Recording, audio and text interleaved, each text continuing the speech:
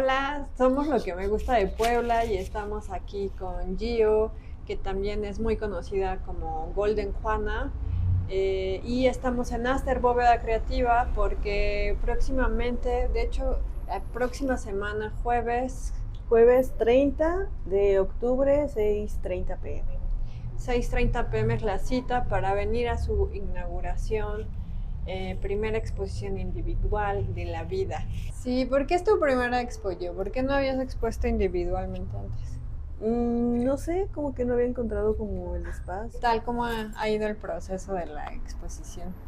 Pues bien, también como, o sea, sí estoy como nerviosa por cuestiones técnicas y de tiempo, pero bien, o sea, también ha sido como un proceso interesante de ver lo que he producido desde hace más de 10 años y darme cuenta que no ha cambiado mucho como la línea de investigación.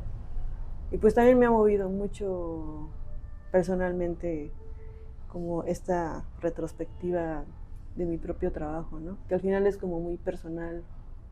Entonces, las primeras piezas también van a estar en la Ujú. exposición son de hace 10 años, o sea. Un poquito más de 10. Son desde el 2014, más o menos, cuando estaba yo estudiando en la Universidad Veracruzana, en Jalapa. Ay, ¿tú Entonces, terminaste tu carrera? sí, Ok. y ahí estudié artes. Entonces hay unas piezas que están hechas desde el 2014 al 2016, 17, que es cuando me titulé. Y muchas de esas piezas son pues de mi proyecto de titulación. Ujú. Y pues también como ver de cómo empezó, ¿no? Un poco ese proceso ha sido, pues sí, interesante, emotivo. Sí, Ujú. ha habido lágrimas. Un poquito, la verdad sí. Oye, y pues cuéntanos más o menos tu trayectoria y que yo sé que también son como las temáticas que vas a ir abordando en la exposición, o sea, o cómo ha sido Ujú. más o menos tu proceso creativo, yo. Creo que ha sido, o sea, siempre he tenido como un conflicto en cuanto al purismo de las técnicas. Y bueno, en la universidad como que exploré pues cerámica, escultura, o sea, escultura en diferentes materiales, grabado, pintura al óleo. Y, o sea, creo que en algún momento conectaba con algo, había un tema en común. Ujú. Por lo regular eran los textiles con motivos precolombinos, también como un poco hablar de lo indígena y hasta que llegué como al asiano, que fue a partir de un proyecto para hablar pues de mi linaje materno. Ok. Y, y de hecho de ahí son como las primeras piezas más o menos. Y pues también estuve muy influenciada porque ahí en la Universidad Veracruzana también tomé clases en antropología y unas de arqueología. Entonces, mucho viene también desde, o sea, específicamente todo partió desde esta figura de lo femenino, el concepto de lo femenino dentro del sincretismo espiritual durante el proceso de evangelización en América, ¿no? Y las prácticas actuales que todavía tienen de las espiritualidades en Ok. torno a lo femenino. Parte de mi servicio social fue en el Museo de Antropología de Jalapa. En ese momento no había como tanta info, digamos, que al público. Entonces estaba yo en el taller de restauración haciendo dibujo, pues sí, dibujo técnico. Y ahí con el arqueólogo era donde, o sea, me contaba como las historias de ciertas piezas, así de, pues esta la Mm. encontraron en tal y fue así, así, así. Y hubo una así como que me voló la cabeza, que es el Señor de las Limas, que coincidió, no recuerdo bien, pero creo que es el día de la Virgen del Pilar.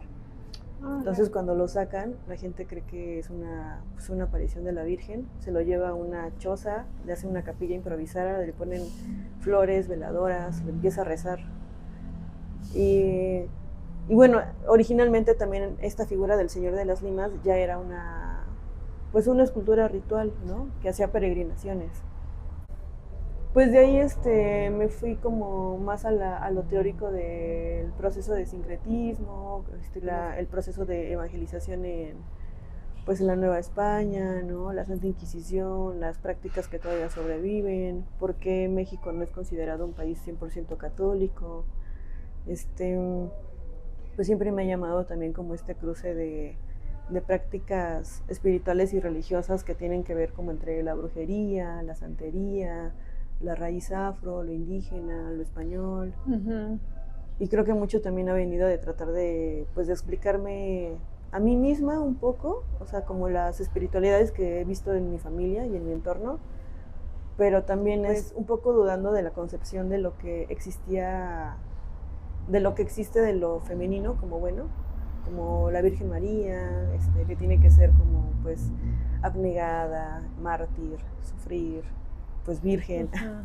Entonces como que vas tomando temas de aquí, de allá y los Sí, vas integrando también a tu propia experiencia, como cómo vas entendiendo tu propia identidad, tu propia sí, cosmovisión, o sea, ujú, como un proceso también de irte sí, alimentando de ujú. todo esto, no solamente para crear tus obras, sino también para Sí, entenderte un poco a sí, ti, ¿no? también mucho ha sido Ajá, como un órale. proceso personal, ¿no? Y también, por ejemplo, las primeras piezas que hice en Jalapa es una serie de estandartes para los desaparecidos. Y en ese momento estuve como en contacto un poco con los grupos de madres buscadoras. Y también lo que, o sea, no sé, era como muy fuerte también escuchar cuando le preguntaban si no les daba como asco el olor de cuando clavaban la varilla para las fosas comunes. Y lo que contestaban era de que, pues, cómo les iba a dar asco el olor de su hijo, ¿no? Si era su propio hijo. Ay, qué fuerte. Y también como entender de, pues, este fenómeno, de por qué la mayoría, o sea, a pesar de ser como un país súper mariano, súper guadalupano, la mayoría, pues todas esas madres, la mayoría son madres solteras, ¿no? Y, y también un poco como cuestionar la concepción que se tiene de la justicia, Ujú. porque me gusta visitar iglesias, pero en ese momento estuve como visitando iglesias que estaban cerca del centro de Veracruz, como, o sea, sí. Y me di cuenta que en ese periodo, que pues Veracruz estaba como muy, pues sí era un momento muy oscuro, eh, muchas de las iglesias en las ropas de las vírgenes y los santos tenían como la foto, el pedazo de cabello, de ropa, pues cartas, ¿no? Pidiéndole a la Virgen que regresara a su hijo, su esposo. Y también me hizo cuestionar o sea, hay una cierta número de denuncia de desapariciones, Mm, pero también la gente no cree pues en la justicia del hombre, ¿no? Cree en una justicia divina. Y ujú. también es algo, pues es algo de clase, es algo de contexto. Y de eso, dices que esa fue una serie que hiciste en Jalapa. En Jalapa. ¿De esa vas a mostrar algo en la Sí, va a haber exposición? nada más 3 piezas. Bueno, y otras dos donde también estaba como cuestionándome un poco sobre los feminicidios y los rastros, como la huella, la ropa interior, los objetos que se encuentran. Y entonces, ¿cuántas temáticas vas a tener? Es Así. que son muchas, o sea, para mí todas están conectadas porque todas abordan como el tema de lo femenino Ujú. y desde un contexto quizás un poco político, también como cuestionar las maternidades, desde dónde se dan las maternidades, también como esta idea de, pues, de la madre y bueno, se llama la umbra de las diosas, también pensando como, porque de repente pensamos como en esto de, no sé, la madre o las diosas, como algo muy luminoso, muy bonito, pero también creo que está muy chido, pues ver la sombra. Mm, Y creo que también ha sido como parte del proceso personal, ¿no? Como no negar esas partes oscuras que nos habitan, o sí, como no negarlas, ¿no? También verlas y no darles el concepto de que está mal, simplemente están ahí habitando. Y, y bueno, también como un poquito la metáfora del asiano, que al final estás creando a partir de la sombra, ¿no? De generar la sombra. Pues, o sea, sí, verlo como un proceso, digamos que alquímico está muy, muy chido porque al final es como le estás dando luz a la sombra y a partir de eso estás generando como el objeto, pues el objeto, ¿no? O sea, el objeto físico. ujú. Pero pues lo de la cieno más bien fue porque estaba iniciando esta serie de retratos. Bueno, es que eran retratos de mi bisabuela, mi abuela, mi mamá, míos. Y quería hacer transfer, pues estuve experimentando por ahí, de inicios del 2014, hacer transfer sobre tela para hacer fotobordado y no me gustaba, o sea, como la textura que no me gustaba. O sea, intenté como varias técnicas y en el 2011, un amigo me había enseñado a hacer cianotipia. Entonces como que dije, bueno, si se puede hacer en papel de algodón, pues se debe de hacer en tela de algodón. Y ya, o sea, fue como por eso la mayoría son textiles. Ahí, digamos que estuve sin producir casi 4 años. No hice, o sea, del 2018, desde Casi 2017, toda pandemia. no, más bien, desde el 2017 hasta el 2021, no, o sea, nada de nada. Después llega pandemia, o sea, regreso a Puebla y meto para lo del PECDA, que meto lo de las Tlazolteotl, que es la serie de los petates. Esos son los petates. Ajá. De esos son 6 petates y todas son representaciones de Tlazolteotl. O sea, son de diferentes culturas, pero todas son Tlazolteotl. Y de ahí, pues es que Tlazolteotl es una diosa igual, de los 9 niveles del inframundo, es la única diosa mujer que está. Y es la regente de las cuevas, pues de lo subterráneo, de lo oscuro, pero mucho también como desde el lodo. De hecho, su nombre tal cual significa la devoradora de excremento. Bueno, esa fue la traducción que le dieron también como los frailes desde una mirada como colonialista. Ajá. Y pues también es la regente de las parteras, las prostitutas, las tejedoras, las personas que se dedican a las artes adivinatorias.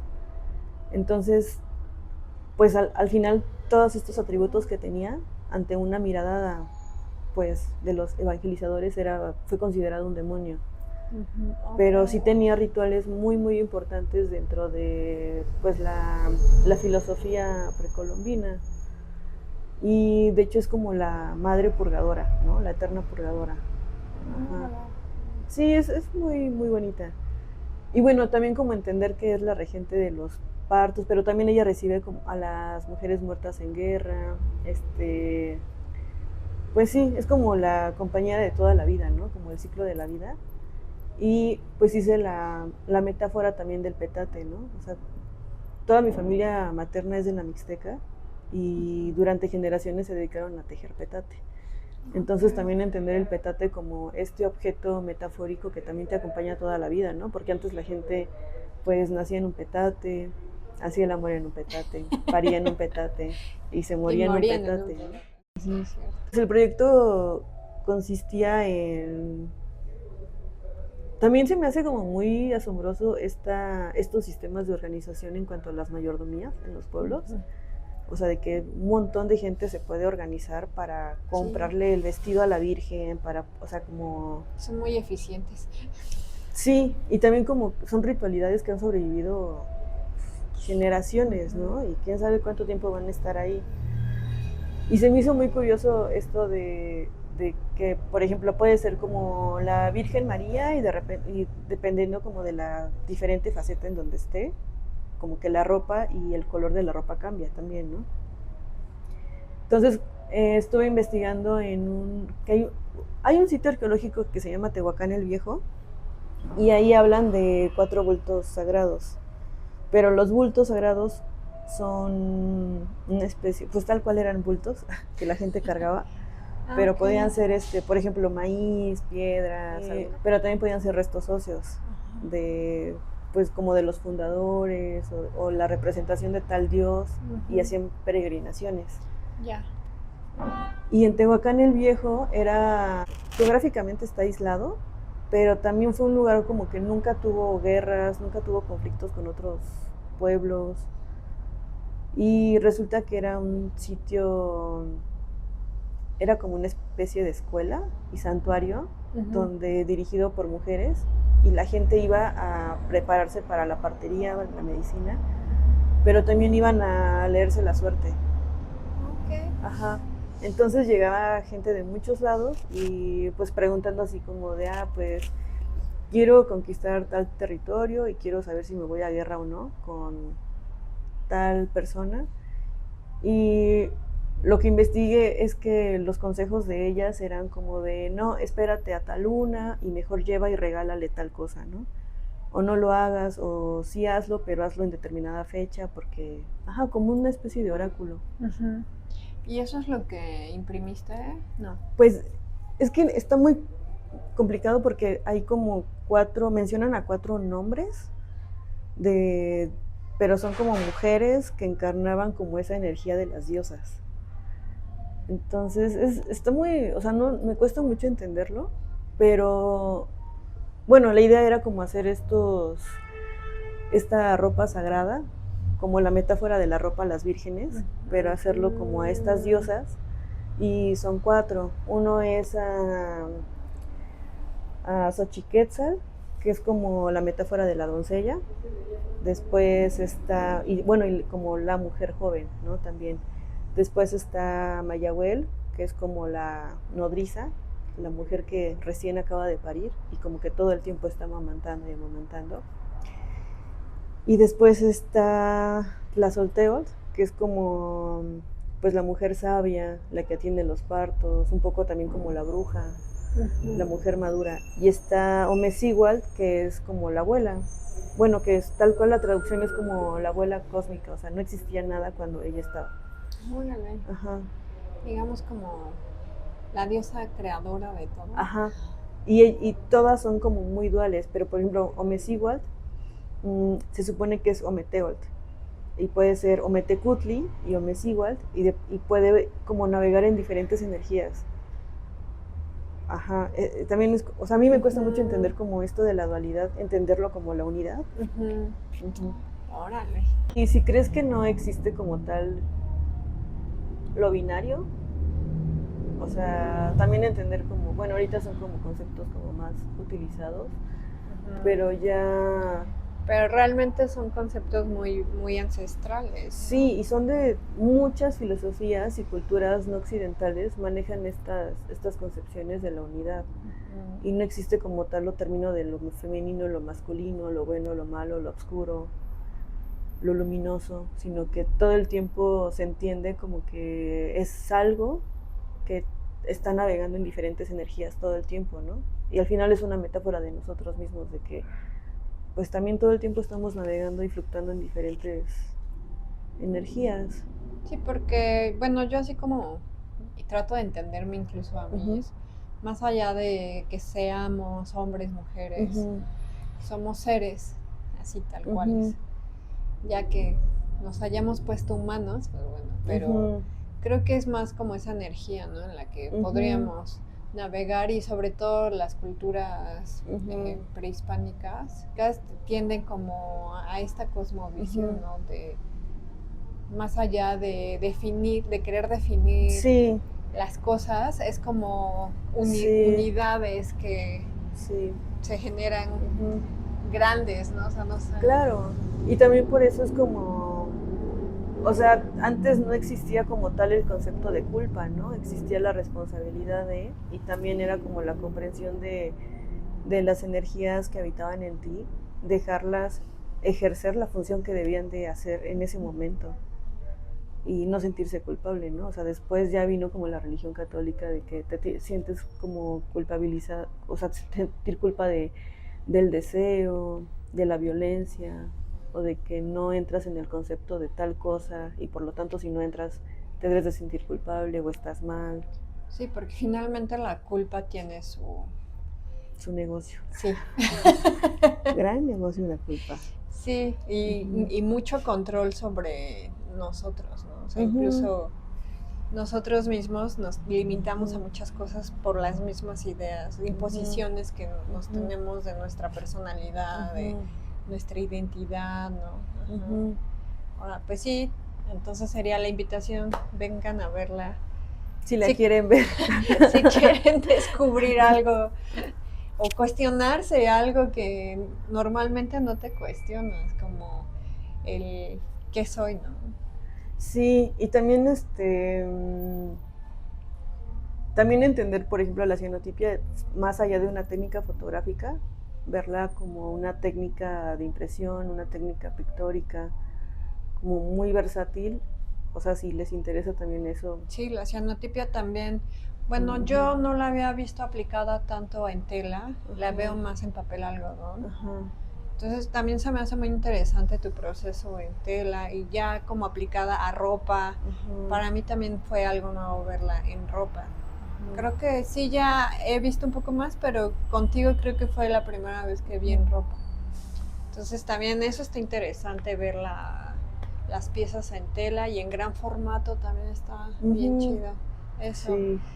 Vengan.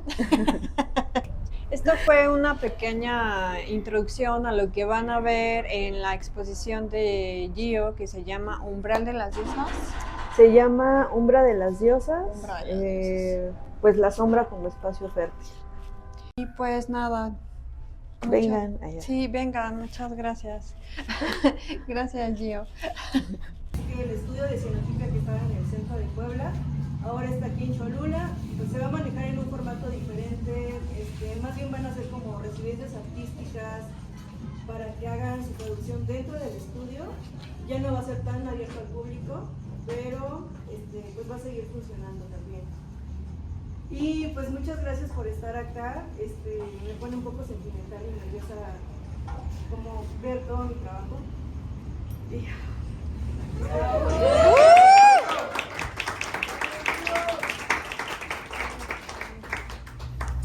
Y pues, bueno, estoy acá justamente porque esta área es una producción que hice a partir del 2014 al 2017 más o menos, cuando estuve en Jalapa, Veracruz. Y esta serie es dedicada, bueno, todo ha sido una investigación en torno a lo femenino, entendiendo lo femenino como entre lo sagrado, también lo profano, la tierra, cuestiones de género, pero también un poco de la política, ¿no? Y el cuestionamiento viene porque México, y hablo desde mi familia, ha sido como una familia muy mariana, muy devota de la Virgen María, pero también muy machista, ¿no? Y también cómo se ven reflejadas esas violencias machistas dentro del sistema, no solamente de la clase social, sino, pues al final es algo que nos invade mucho. Y pues bienvenidos y muchas gracias, qué bueno que están acá. Y pues ya.